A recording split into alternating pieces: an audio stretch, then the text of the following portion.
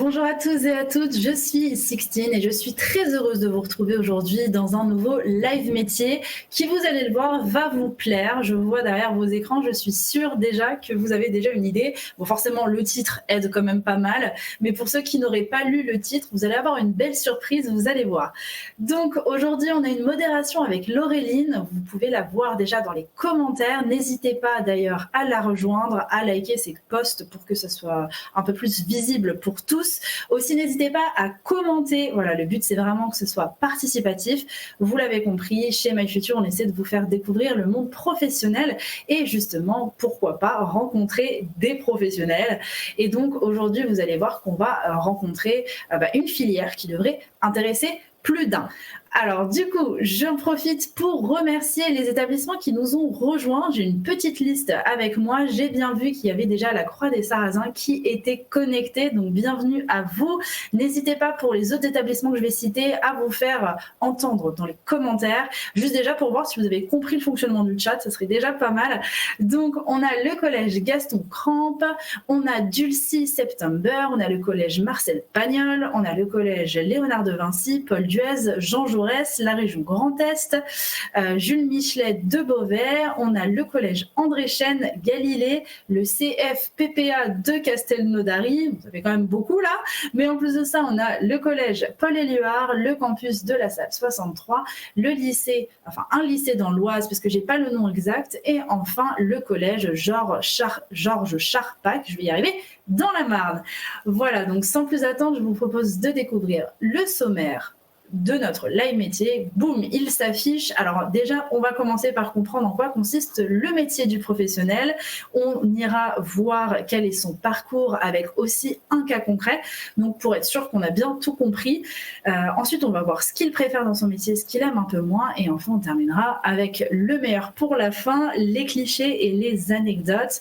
Bien sûr, je vous invite à commenter encore une fois pour bien nous faire comprendre que vous êtes là. Je vois qu'il y a moi qui a déjà dit bonjour à tous, ok, très bien. Le collège du 6 septembre aussi, bonjour à tous et à toutes. Nous sommes des élèves de 4e du collège, très bien, à Arcueil, dans le 9-4, très bien. Bienvenue à tous, et puis sans plus attendre, je vous propose de vous introduire le professionnel d'aujourd'hui. Vous allez voir, il est très sympa, il s'appelle Eladj, pardon, mince, j'ai bugué sur le plus important, comment ça va? Super, et toi, Sixtine? Ça va très bien. Bon, alors ton métier, il en fait rêver plus d'un, donc je pense que tu vas pouvoir tout de suite nous le donner. Quel est ton métier? Je suis auteur-réalisateur. Ok, bon, déjà un artiste alors. Ouais, c'est ça. Trop bien, tu vas pouvoir un peu tout nous expliquer. Je te propose qu'on regarde un peu les photos que tu nous as partagées, et puis comme ça, on va comprendre un peu quel est ton quotidien. Déjà, il y a pas mal de choses. Mais avant tout ça, comment est-ce que tu expliquerais ton métier? Mon métier, ça consiste à mettre en image des textes écrits. Donc ça va aller du scénario à un petit texte, à du roman, à plein de choses, quoi. D'accord. Et déjà, est-ce qu'on peut être réalisateur sans être auteur? On peut l'être. Alors ça arrive plus dans tout ce qui est pays comme les États-Unis. Mais en Ouais. France, ça arrive petit à petit, surtout dans la série. Mais souvent, en France, on va affilier l'auteur au réalisateur parce que c'est plus simple. Ça demande moins de fonds, forcément, si on paye une seule personne. Et C'est donc, sûr. voilà. Et toi, tu préfères quoi au final? Est-ce que tu préfères être plus auteur dans l'écriture ou être dans la réalisation, donc vraiment la mise en scène? Alors, je dirais que je préfère réaliser. Je préfère mettre en image Ok. que ce travail de vraiment faire un découpage technique, on aura l'occasion d'en parler, mais de travailler, de pouvoir convertir le texte à l'image, je trouve ça vraiment hyper stimulant comme travail. Et du coup, ouais, moi, personnellement, ce serait ma préférence. D'accord, surtout que bon, il y a de l'écriture aussi dans la mise en scène, parce que comme on va pouvoir en parler, il y a beaucoup peut-être de personnes qui ne le savent pas, mais tout est pensé vraiment à l'avance. Donc chaque plan que vous allez découvrir si vous mettez pause par exemple sur n'importe quel film, chaque plan veut dire des choses, et ça c'est vraiment le côté magique un peu du metteur en scène, donc aussi du réalisateur. Pour voir tout ça, je veux bien que tu nous commentes un petit peu, parce que là je vois des post-it, qu'est-ce que c'est? Alors, les post-it, c'est la source du travail, c'est la base. C'est comment on va justement travailler son scénario. parce qu'un scénario, ça a quand même une espèce de structure. Donc, on va passer du point A au point Z, donc forcément du début à la fin. Et pour faire un truc. Alors, moi, c'est vraiment ce que j'utilise personnellement. Donc, c'est une méthode qui est à moi.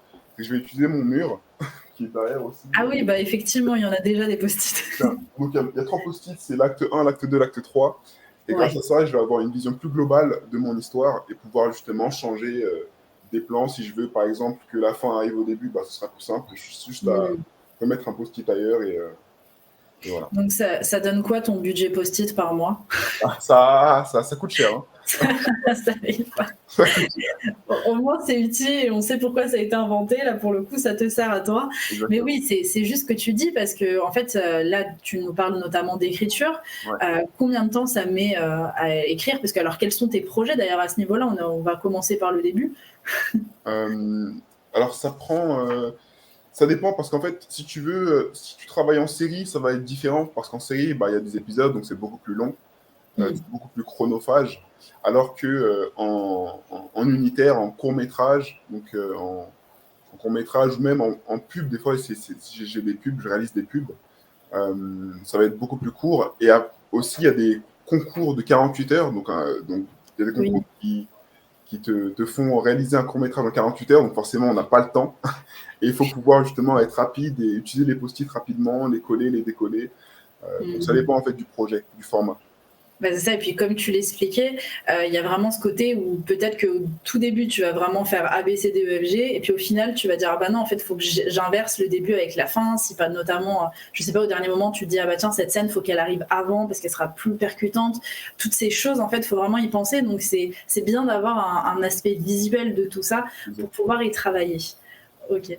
Et alors, on en a parlé un petit peu juste avant, mais là, du coup, tu es sur un projet, là, tu es en train d'écrire pour quelque chose. Alors je suis sur 2 projets. Je suis en train d'écrire un court métrage donc, qui est en développement chez une production et une série qui est, alors on ne sait pas encore si on va la mettre en web série, donc sur des formats numériques comme chez Arte, ou alors si on la cible plutôt sur des plateformes de streaming comme Netflix, Amazon Prime et tout ce que vous connaissez, je pense.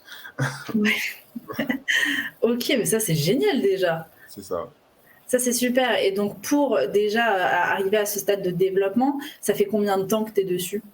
Alors pour la série, ça fait 2 ans que je suis en train d'écrire. Donc là, forcément, l'idée, elle mûrit en moi depuis très longtemps, mais la première page que j'ai écrite, ça remonte à 2 ans. Et pour le court-métrage, ça remonte à pas très longtemps, je crois que c'est 5 mois. J'ai été sélectionné à un dispositif qui s'appelle Talent en cours, qui permet de pitcher, donc de présenter son projet face à un parterre de diffuseurs et de producteurs. Donc j'ai fait ce petit dispositif et j'ai pu rencontrer un producteur à terme. Et depuis, je suis en train de développer mon projet avec. Ça, c'est important aussi parce que c'est chaque opportunité. Tu as su être là. Et puis, il y a beaucoup de concours qui s'organisent pour les personnes qui seraient intéressées justement par ces métiers dans l'audiovisuel. Il y a énormément de concours. Il y a beaucoup aussi même d'écoles qui organisent des concours en interne et aussi en externe ouverts à d'autres. Donc ça, il faut toujours être un peu alerte parce que, comme tu l'as très bien dit, en fait, tu peux rencontrer des personnes lors des remises des prix qui peuvent déboucher sur d'autres choses. Il y a des personnes aussi qui peuvent entendre parler de tes projets et de se dire, ah bah tiens, en fait, j'aime bien et peut-être proposer aussi des collaborations, ça c'est très important parce qu'on ne va pas se mentir, c'est un métier qui est relativement difficile d'accès, non? C'est hyper compliqué et je pense que si on veut être réalisateur, faut aussi faut aussi développer son réseau. Et développer son réseau, ça passe par aller aux événements, se montrer, exister en fait C'est ça. dans le paysage audiovisuel, quoi. Rencontrer un maximum de personnes. C'est ça. Qui est pas toujours simple, mais une fois que ça commence, c'est par un tel qu'on connaît un tel, etc. Et puis là, ça se tisse petit à petit. Alors, on a pas mal de commentaires, donc je te propose déjà d'y répondre. Donc, on a Usman qui te demande comment se déroule une journée de travail. Alors, c'est compliqué parce que ça dépend de ce que je fais. Des fois, je vais écrire, donc ça va être de l'écriture. Parfois, ça va être du tournage, donc ça va être du tournage. Si vous voulez, je peux vous parler d'une journée type de tournage. Ça peut être intéressant. Ouais, carrément.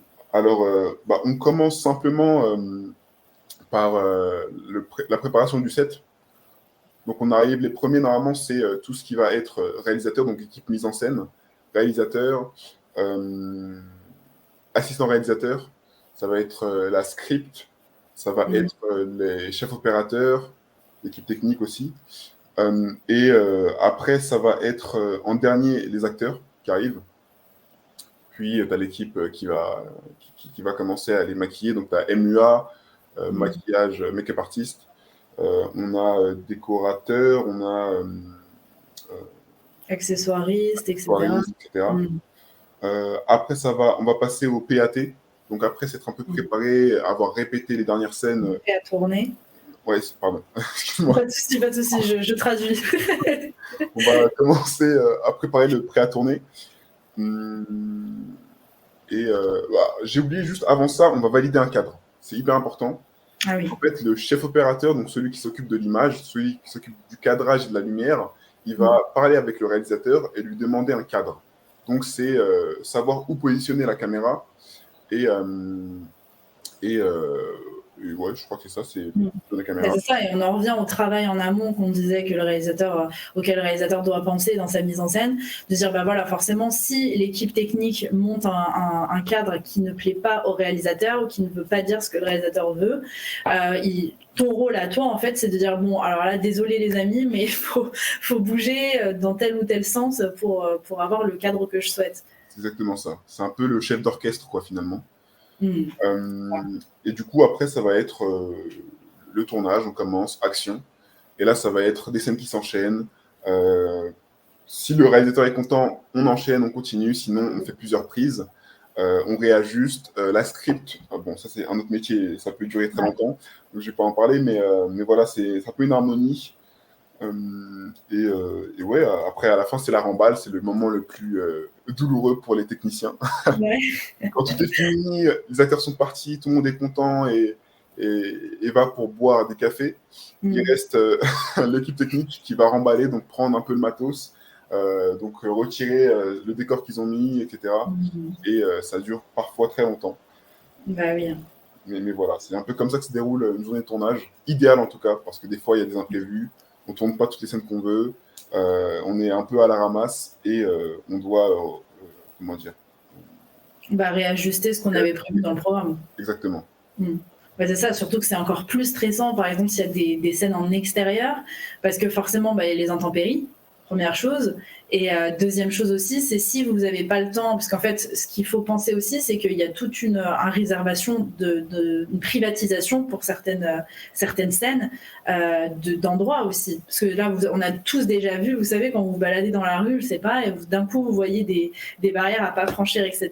C'est parce que vous ne pouvez pas y aller, parce que peut-être il y a un tournage qui se passe, et forcément pour éviter qu'il y ait des curieux qui s'approchent trop, quoi. C'est ça. Donc ça, c'est un petit peu la galère. Ok, écoute, merci beaucoup. Donc j'imagine qu'au niveau des horaires, ça dépend totalement si tu es sur de l'écriture, si tu es du tournage, si tu as des réunions. C'est vraiment quelque chose qui change. Exactement. Ça varie parce qu'il y a même des journées de découpage où je passe des journées avec mon chef opérateur. C'est des moments où on va mettre en image, on va préparer les storyboards. Donc on va commencer à savoir si on veut faire du gros plan, du plan large, travelling, plutôt un plan fixe. Donc toutes ces questions-là, elles vont se poser et parfois ça dure des heures. Donc ça dépend vraiment de l'ambiance, de l'humeur. Mais voilà. La meilleure chose, c'est quand il y a des deadlines parce que ça va beaucoup plus vite. Et en fait, on se conforme à l'idée que on doit finir cette journée avec un découpage terminé, avec une version de scénario qui a du sens. Et au pire des cas, dans tous les cas, sur le tournage, tout change. Enfin, tout peut changer. Voilà, il faut s'y préparer et l'accepter. C'est ça. Alors, juste pour repréciser, du coup, un storyboard, ça va être image par image, en fait, le dessin pour avoir une idée de à quoi pourrait ressembler du coup le plan qu'on va prendre et à quoi va ressembler le film. Donc techniquement, c'est justement ce découpage dont tu parles. Ça va être si vous regardez une série et qu'à chaque fois que ça change de plan, vous faites une capture d'écran, ça donnera le découpage qui a été fait en amont parce que forcément c'est pensé à l'avance, c'est pas juste on filme comme ça à l'arrache. Donc ça aussi c'est tout un temps qu'il faut prendre et prendre en compte aussi dans le développement. Et j'imagine que ça c'est pas toujours simple. Alors, on a le collège Dulcie September qui te dit « Réalisez-vous des animés ?» Non. Alors, réaliser de l'animation, c'est assez difficile. J'avoue que je ne saurais pas dire comment on rentre dans cet écosystème-là. En ce moment, en plus, je suis en formation de scénariste à la Cité européenne des scénaristes, si vous voulez savoir. Ouais. Et du coup, là-bas, on écrit aussi pour de l'animation. Mais pour être réalisateur, je ne sais pas du tout. Franchement, je pense qu'il faut avoir quand même des connaissances en dessin, en technique de dessin, en couleur. Enfin, ouais, je pense aussi. Si vous aimez bien l'animation, allez voir Émilie Tronche, qui récemment a réalisé Samuel sur Arte. Je ne sais pas si tu connais Sixtine, mais en fait, c'est une jeune femme qui a juste mis des planches sur Instagram, sur les réseaux sociaux.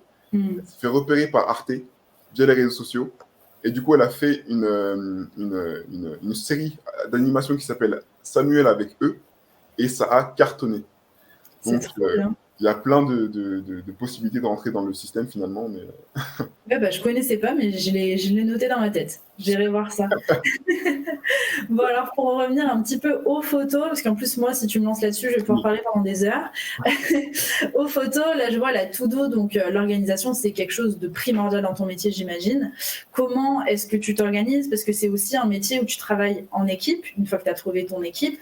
Quels vont être les différents axes, en tout cas, que toi, tu vas mettre en place sur chaque projet? Alors, très bonne question. Écoute, j'ai encore des post-it là, derrière.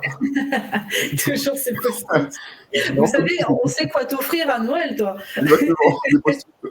Et en fait, justement, c'est important parce que chaque début de journée, je prends des post-it et j'écris dessus ce que je dois faire pour la journée pour avancer sur mes projets. Donc, c'est soit finir le scénario, finir la fiche personnage de ce film-là ou de cette série-là, envoyer, parce que souvent on n'envoie pas les choses, donc envoyer à mon producteur la dernière version du scénario. Enfin, tout ça, je l'écris et c'est beaucoup plus simple du coup pour moi parce que quand j'ai terminé, j'enlève le post-it et du coup, ça fait une tâche qui est terminée. En fait, c'est même satisfaisant d'enlever des post-it. Ouais, c'est clair. C'est comme si tu avais vraiment enlevé une tâche de ton... C'est ça, ça devient un jeu. Ouais, vraiment, ça devient un jeu et c'est toujours visuel. Et j'aime beaucoup, vu que je suis quelqu'un qui met en image des textes, des choses figées, j'aime bien souvent être dans le visuel à chaque fois, constamment. Ouais, c'est important. J'ai répondu à ta question ou pas? Oui, non, carrément, ça clarifie un petit peu. Donc justement, pour t'aider à l'organisation, tu vas utiliser des post-it qui vont pouvoir encore plus t'aider et voir plus clair. Et ça, c'est important. C'est une technique comme une autre. Vous pouvez l'utiliser dans toutes les choses de la vie. Ça, pour le coup, moi aussi, j'aime bien faire sur les post-it. Donc, c'est pratique. Acheter des post-it. Voilà. Et après, je vois une photo de chef d'orchestre. Donc là, c'est plus vis-à-vis de ton rôle, non? C'est pour ça. C'est plus vis-à-vis du rôle parce qu'il faut savoir que certes, un réalisateur, c'est un artiste ou plutôt un artisan quand il commence en tout cas. Ouais. Mais c'est aussi quelqu'un qui va devoir gérer beaucoup d'humains. Qui va devoir savoir comment parler à un ingénieur son, à un chef opérateur image, comment parler à des acteurs. Donc, il faut un peu, être polyvalent dans le sens où il faut avoir le langage commun, quoi. Il faut être polyglotte, parler plusieurs langages. Et il faut savoir que ça demande beaucoup de patience. Oui. Quelque chose que j'ai fait qui a été très formateur pour moi, mais je crois que c'est dans la slide d'après. Donc, je pense que je m'arrête. C'est au niveau du parcours? C'est ça, ouais. Ok. Donc, j'en parlerai après, mais voilà, c'est juste, faut savoir que c'est un métier qui demande beaucoup de savoir-vivre, quoi.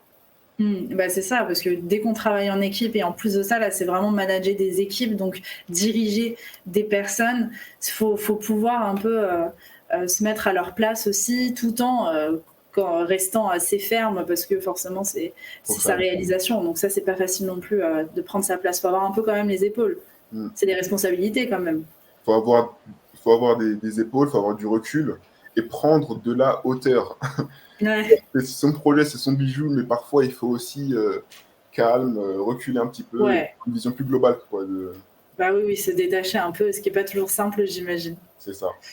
Alors ensuite, on voit des photos de tournage, de ce que je vois.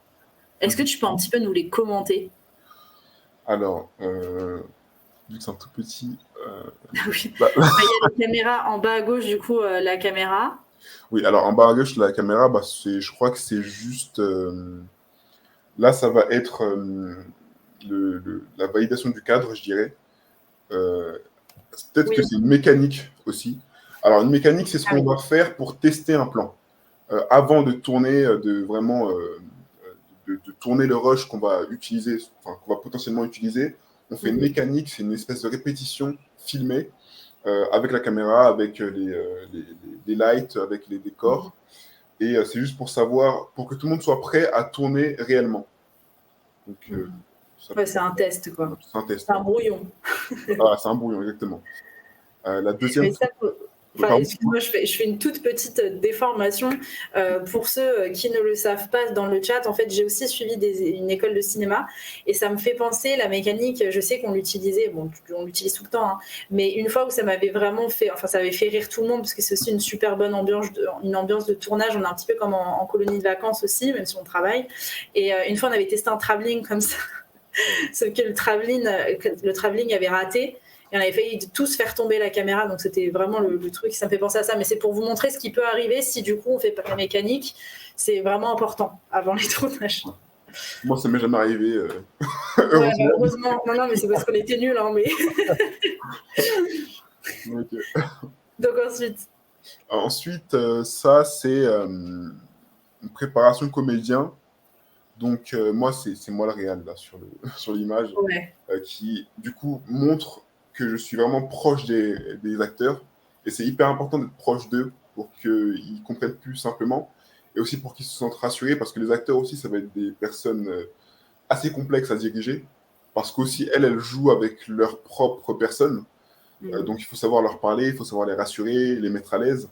Et donc, être proche d'eux. Donc là, c'était vraiment une prépa comédien... un réajustement juste avant qu'on tourne. Et justement, vis-à-vis de ça, parce que alors on va parler de la direction d'acteur, qui est quand même une part essentielle dans le métier de réalisateur, mais au-delà de ça, tu assistes aussi au casting alors? Oui, j'assiste au casting, surtout quand c'est des projets plus indépendants. J'assiste au casting. C'est une étape hyper longue, pour le coup. Ça dépend. Des fois, c'est hop, tu trouves la perle rare. Ouais. C'est comme un coup de foudre, quoi. C'est hop, perle rare. Et parfois, ça prend du temps. T'envoies des mails, on te renvoie des mails, des bandes démos, t'aimes pas, il manque des choses, tu revois la personne, finalement, elle te plaît pas. C'est compliqué. Et en fait, le casting, pour les gens qui voudraient devenir acteur, ce que je conseille, c'est que parfois, faut pas le prendre à cœur. Parfois, c'est juste que vous n'êtes pas la bonne personne pour le projet en question. Mais c'est pas parce que vous êtes mauvais ou quoi, c'est juste parce que vous n'êtes pas la personne idéale pour le projet en question. Bien sûr. Donc, il faut vraiment plus chercher le projet que l'équipe, quoi. C'est ça. Ok, très bien. Et la direction d'acteur, alors pour revenir très rapidement dessus, parce que je pense que c'est quand même super important, toi, tu as eu des cours de direction d'acteur aussi. Bon, on va revenir sur ton parcours, bien évidemment, mais parce que j'imagine que ça aussi, c'est quelque chose qui s'apprend, c'est pas quelque chose qui arrive comme ça, c'est pas inné de diriger des gens dans leurs émotions. C'est une super question. Je vais dire la vérité, au début, c'est hyper compliqué pour moi de diriger des acteurs.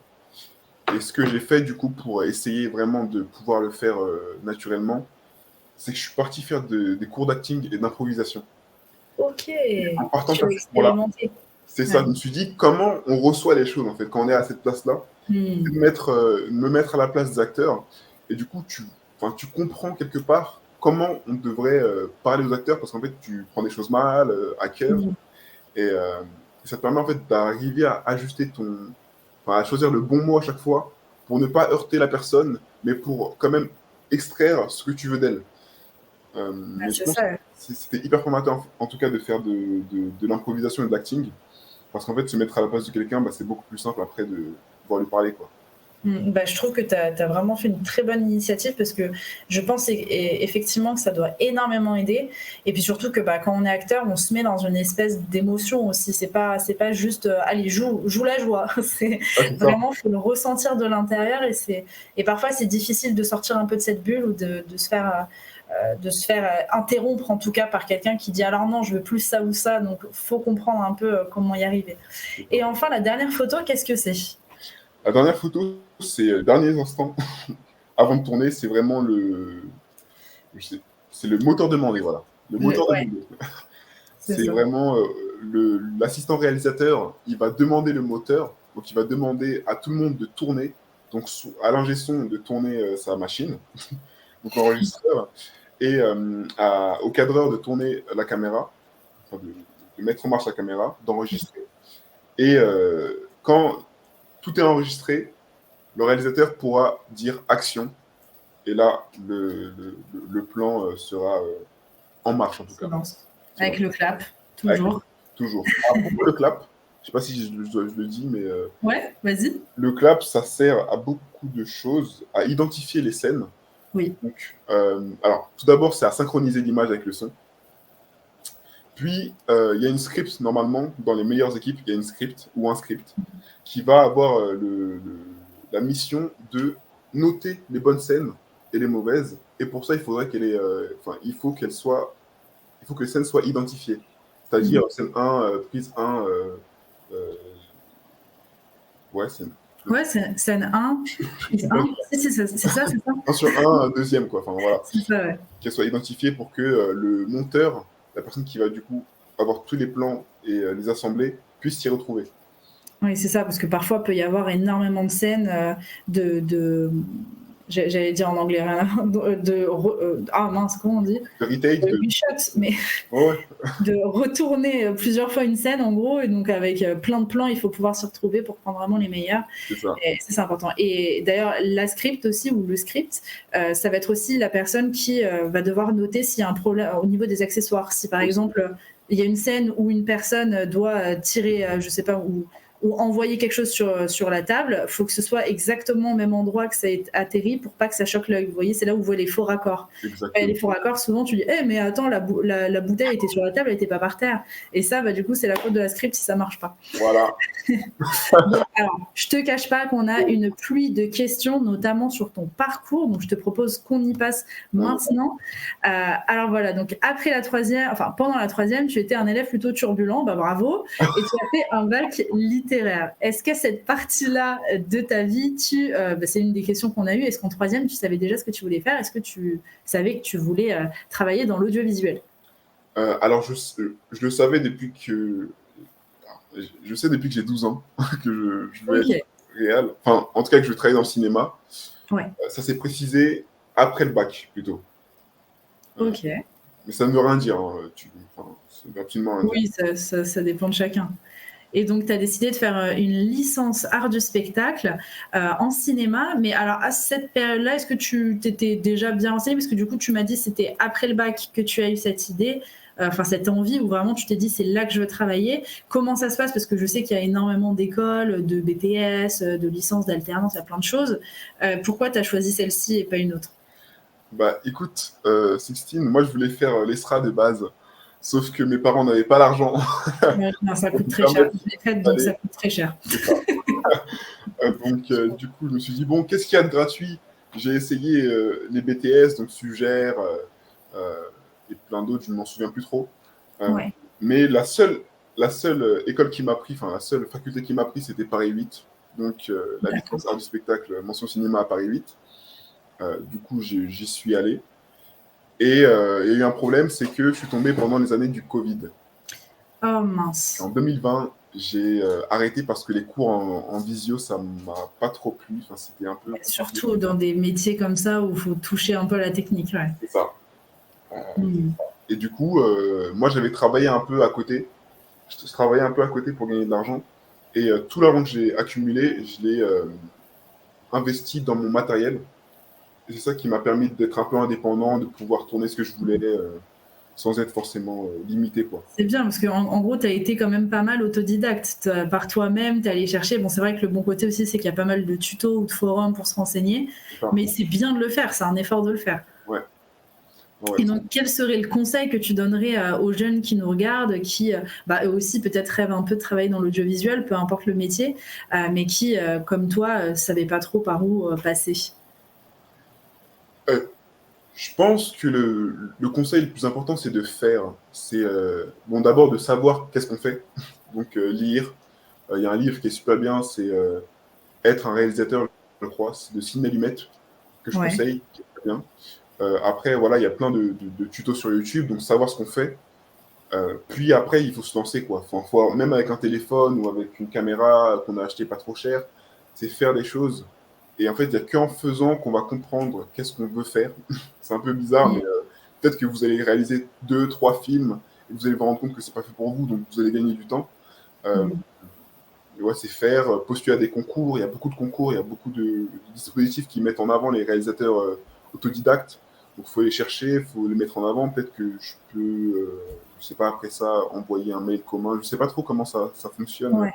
après ça, mais voilà, on verra. Mais il y a plein de choses, donc c'est chercher, c'est être curieux et aller à la rencontre des autres. C'est ça que je conseille. Mm.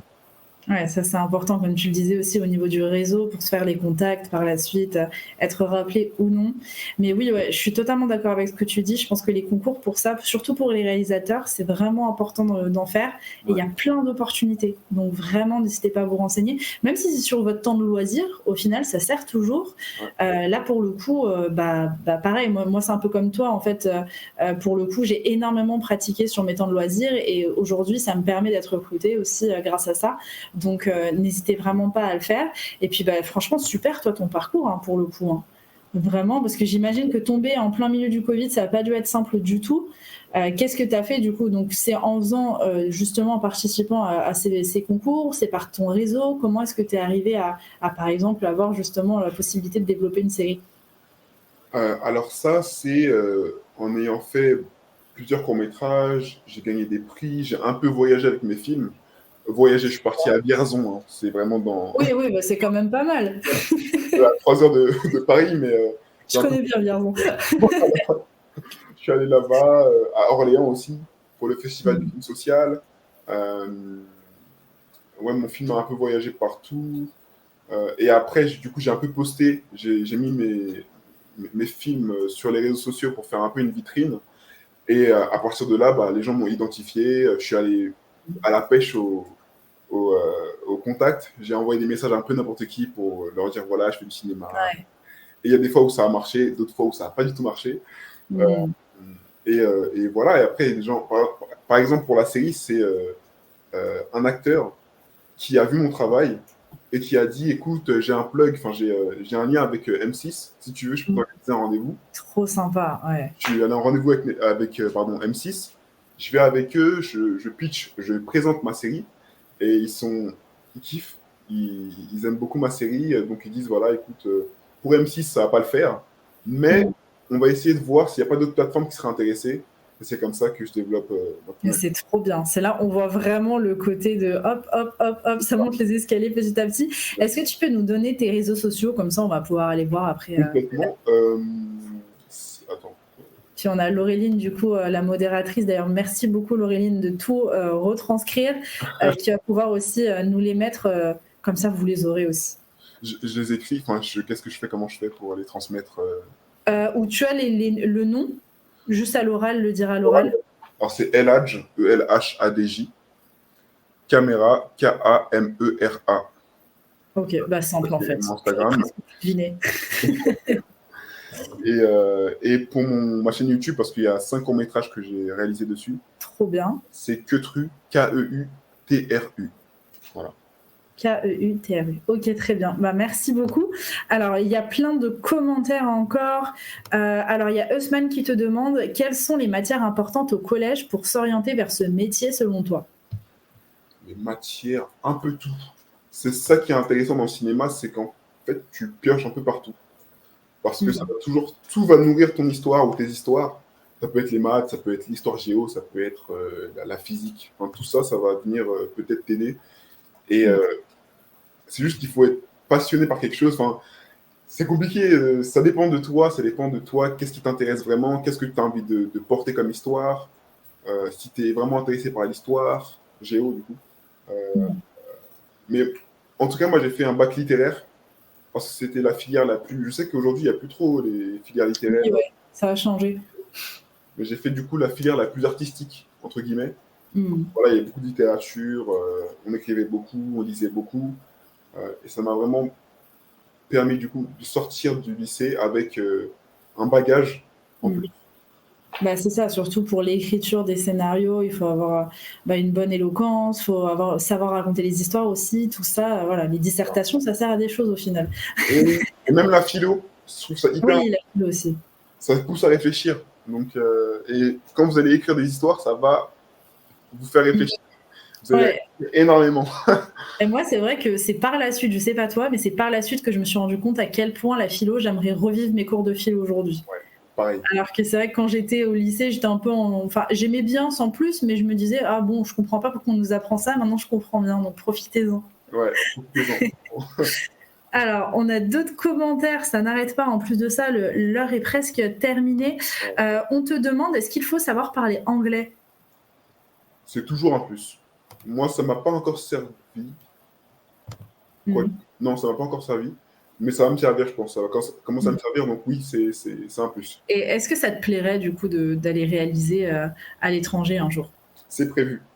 Ah, bah, je suis tombée pile dedans, quoi. Les pieds dans le plat. Comment ça? J'ai déjà réalisé un documentaire au Congo récemment, Génial. ouais, Ok. qui va sortir bientôt. Là, je prévois de faire un court-métrage qui fait le pont entre New York et Paris. Donc, Trop une bien. actrice et tout à New York et un acteur à Paris. Donc, ouais, c'est C'est prévu. génial. Et ça, c'est autofinancé ou t'es passé avec des aides ou t'as réussi à avoir des contacts? Pour l'instant, je suis en écriture.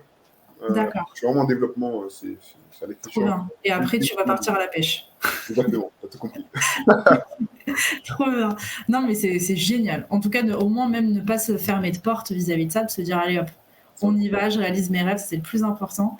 Ensuite, on a, est-ce qu'il faut être à l'aise à l'oral pour ce métier? Ah, oui. Alors, il y a des auteurs-réalisateurs qui sont très peu interviews, qui vont un peu comme Justine Triet, qui est très peu interview, enfin qui est très, moi je trouve qu'elle est très peu à l'aise à l'oral, mais elle fait des bons films, elle a eu la Palme d'Or, enfin c'est trop bien. Donc Ouais. je pense qu'il y a les deux écoles, mais j'ai l'impression quand même que plus tu sais te vendre, plus tu sais vendre ton travail ou te vendre toi, et plus ça va aller vite. Bah, c'est ça. Faut bien pouvoir se vendre. C'est un métier où forcément on est dans une vitrine, hein, quelque part. Donc c'est important de l'avoir. Donc je comprends ce que tu veux dire.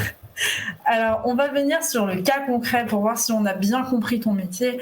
On revient. Donc, quelle mission? Écrire des scénarios et les mettre en images, donc avec le découpage dont on a parlé avant aussi. Quel problème? Travailler avec très peu. Ah Alors ça mince. c'était un problème quand tu commences. Quand tu dé- D'argent. c'est ça, un problème de budget, D'accord. problème financier quoi. Souvent on va bosser avec très peu. Et Ouais, bien sûr. quand les gens ils vont voir que tu bosses avec très peu, c'est là qu'ils vont commencer à allonger plus de budget. Quoi. Bah oui, c'est ça. Au moins, c'est un peu la phase test. C'est ça, Si on sent exactement. ça. Et la pression, alors quel type de pression tu vas avoir? Est-ce que ça va être des personnes qui te donnent du budget, des marques? Par quoi tu vas avoir la pression? Ou toi-même peut-être? La pression, elle est un peu partout. Hein. C'est la pression que tu te mets à toi-même, c'est la pression que les autres vont te mettre, mais sans faire exprès. Quoi. Ils vont te poser beaucoup de questions. Euh, Mm. Ils vont te dire l'acoustique est pas bonne ici, donc on tourne où? Ah, mais non, on doit tourner ici. Enfin, c'est un Mm. peu. Comme je disais, c'est quand tu gères des humains, il y a de la pression. Et il Bien faut sûr. savoir prendre de la hauteur, du recul pour vraiment gérer les choses. Quoi. Oui, bah c'est ça. Et puis comme tu le disais, c'est souvent tout d'un coup. Donc il faut prendre du recul et puis avoir assez la tête froide pour prendre les bonnes décisions parce qu'on est le chef d'orchestre quand on est réalisateur et donc tout le monde va se tourner vers toi de dire bah, tiens, on fait quoi du coup? Quel est le principe? Même si en plus j'imagine, enfin je sais que moi ça m'est arrivé souvent sur des courts-métrages sur lesquels j'étais, c'était souvent des personnes de l'équipe qui n'étaient même pas d'accord sur ce qu'il fallait faire et donc c'est au réalisateur de trancher Ça aussi, parfois, c'est cette responsabilité qui est compliquée aussi à avoir, j'imagine. Donc, on arrive aux solutions, s'adapter, communiquer, et deux choses importantes. Et justement, en parlant de budget, alors dans les commentaires, on a eu pas mal de questions au niveau de ton salaire, ta rémunération. Et donc, on a Magali qui te demande, est-ce que le salaire de réalisateur est plutôt élevé ou bas ? Ça dépend des projets. Ça dépend vraiment des projets. Je vais être transparent. J'ai réalisé un documentaire au Congo récemment. J'ai été rémunéré 5 000 euros pour 2 semaines de réalisation. Donc après, tout est compris, hein. Il y avait le voyage qui était compris, il y avait tout, la nourriture, donc 5 000 euros. Après, ça dépend, enfin, il n'y a pas de tarif syndical de réalisateur, enfin, ça dépend vraiment de beaucoup de choses. Après, en pub, ça varie, en pub, c'est beaucoup plus. En une journée, je me suis déjà fait 1 800 euros.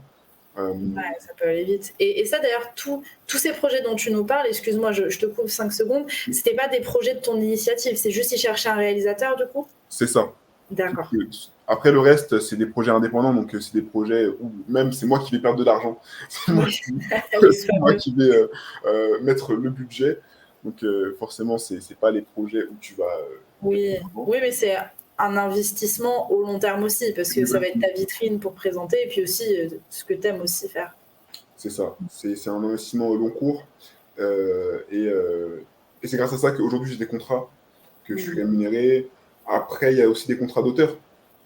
Là, pour l'instant, j'ai un contrat d'option qui est très peu élevé parce que c'est ma première série. Alors, un contrat d'option, est-ce que tu peux juste me repréciser rapidement, s'il te plaît ? Alors, un contrat d'option, c'est lorsqu'un producteur veut développer une série avec toi, mais l'option, c'est-à-dire que l'option, elle a une période, c'est-à-dire que à partir du moment où tu signes, tu es sous contrat pendant 6 mois à 1 an. C'est-à-dire que le contrat, au bout de 6 mois, il peut s'arrêter et du coup, tous les droits te reviennent. Mais pendant 1 an, les droits sont au producteur. C'est ça. Donc là, il faut vraiment faire ses preuves en 6 mois ou 1 an, de charbonner un maximum pour pouvoir réaliser le projet. Exactement. Ok, écoute, on va passer à ce que tu préfères et ce que tu aimes un peu moins dans ton métier. Donc, c'est important de parler de tout ça. Donc, ce que tu aimes le plus, c'est voir le rendu final et l'ambiance du tournage. Bon, ça, j'imagine bien. Et comme j'en parlais un peu, c'est vrai que moi, c'est, je pense, mes meilleurs souvenirs, en tout cas, quand je travaille dans l'audiovisuel, c'est vraiment les tournages. C'est vraiment la colonie de vacances, quoi. Ouais, trop bien.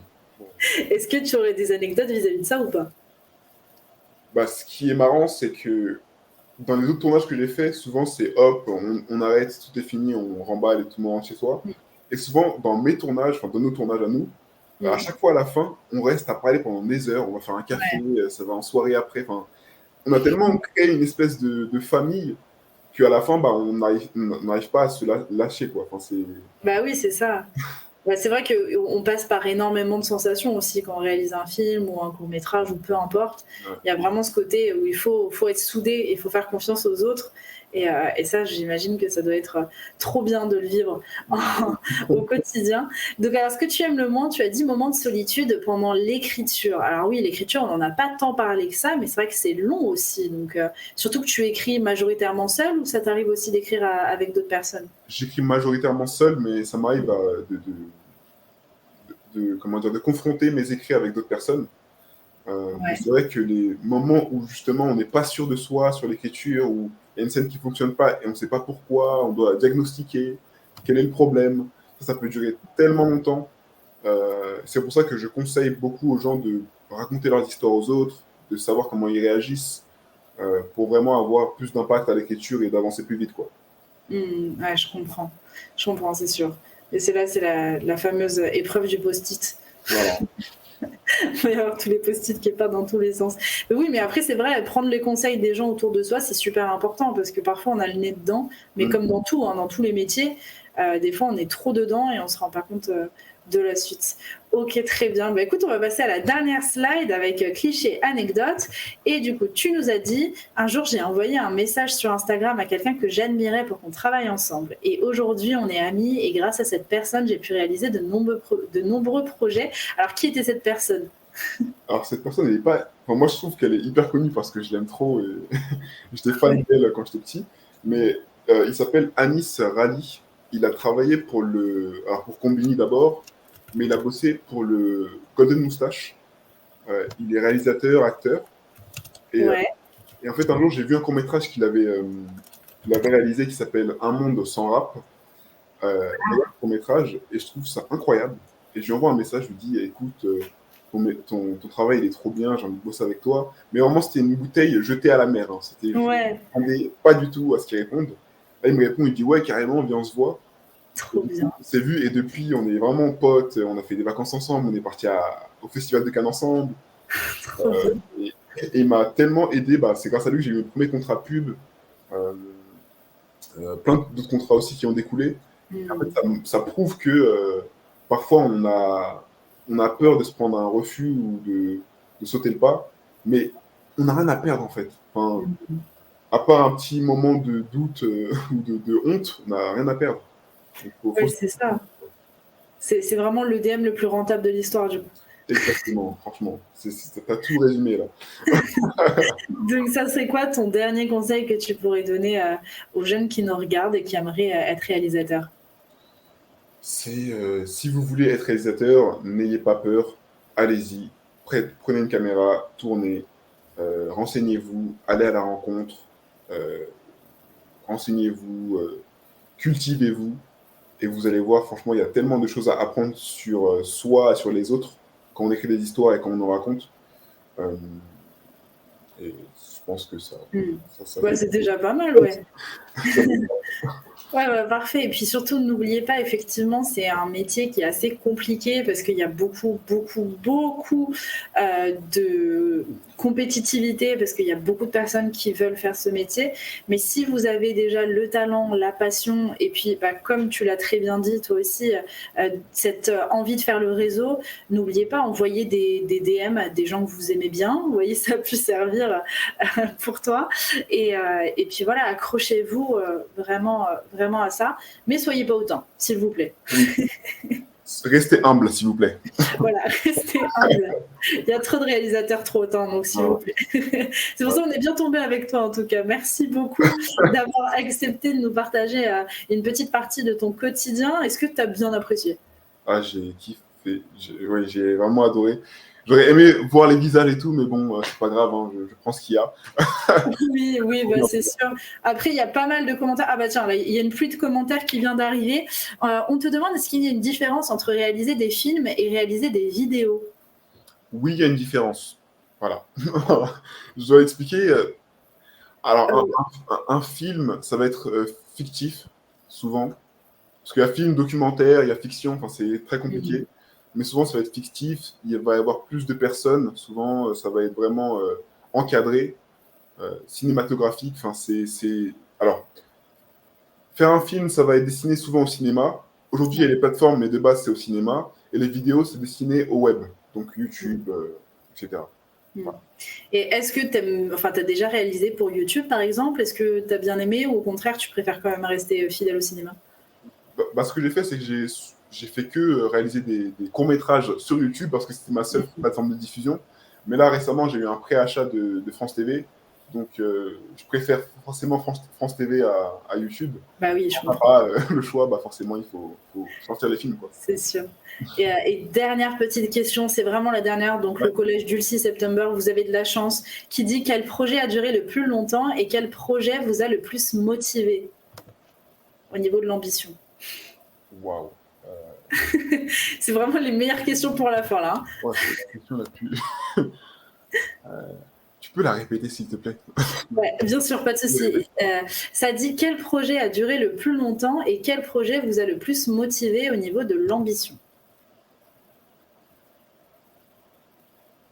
Waouh. Euh, On t'a posé une colle à la fin de Oui, je pense que l'interview. le projet le plus long, il n'est pas encore arrivé. Je pense que c'est ma série parce que c'est quand même un 6 fois 30 minutes. Mm. Euh, 6 épisodes de 30 minutes. Il a duré 2 ans pour l'instant, il va encore durer, je pense, 3 ans. Parce qu'une série, ça prend du temps, il faut trouver les partenaires, il faut trouver les fonds. Donc je pense que c'est celui-là qui est le plus ambitieux et le plus long. Mm.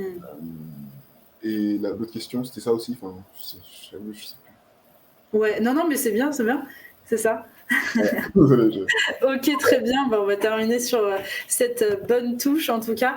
Merci beaucoup d'avoir participé et puis on suivra tes projets attentivement du coup sur tes réseaux sociaux. Merci Et à toi. bon courage en tout cas pour tous tes prochains tournages et tes prochaines créations. Et merci à vous de nous avoir suivis lors de ce live métier. J'espère qu'il vous a plu autant qu'à moi et que vous avez appris pas mal de choses. N'hésitez pas à nous rejoindre cet après-midi parce qu'il y aura un autre live métier, cette fois-ci un peu plus différent parce qu'on va parler de train. Voilà, donc vous êtes prévenus. Ça sera justement en partenariat avec Futur en Train. Vous allez voir, ça va être très intéressant aussi. Donc j'ai tout aussi hâte de voir ça. Vous avez vu, on diversifie les métiers pas mal. Donc ça, c'est cool. Et puis si vous êtes intéressé par d'autres métiers, n'hésitez pas à regarder notre programmation directement sur notre site internet. Je vous dis à très bientôt, à très vite, peut-être à tout à l'heure 15h. N'oubliez pas l'horaire. Et puis, écoute, je te souhaite une très bonne fin de journée aussi à toi, Eladji. Merci beaucoup, à vous aussi. Ciao. Au revoir.